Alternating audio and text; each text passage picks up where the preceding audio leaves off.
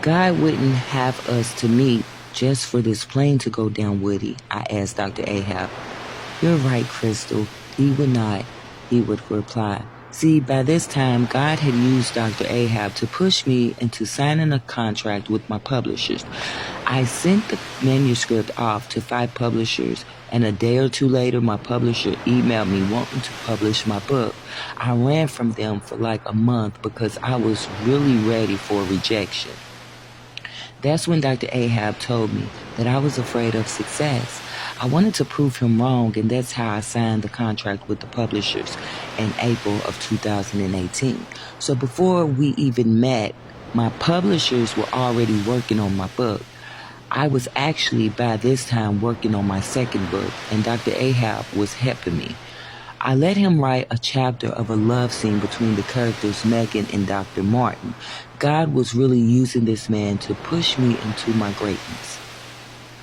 My neighbor once again took me to Cincinnati, only this time to the airport. I missed my flight, so the next morning we tried it again, and that time was successful. I was accompanied by a lady and her daughter who helped my flight not to be so bad. I was so scared that the mother had to hold my hand during the takeoff. I felt so bad because it was her daughter's first time flying, and she was trying to record her daughter's reaction while holding my hand too. Her daughter, who I think was 9 at the time, did better than me. Crystal laughed. It was so beautiful being in the sky, but I wish Dr. Ahab was there holding my hand, but I'm thankful that God had a wonderful lady and a daughter look after me.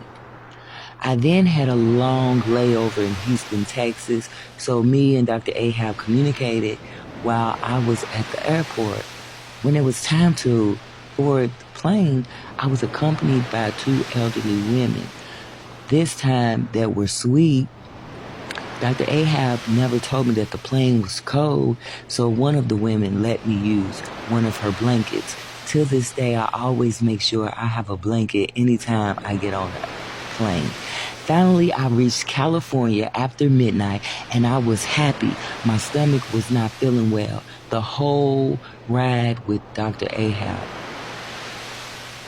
to his house, I was not feeling well. Chapter 65.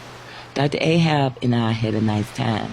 The next day, he took me to his office at his school, and then the following day, my brother Laraz's birthday, he drove me to San Francisco, California.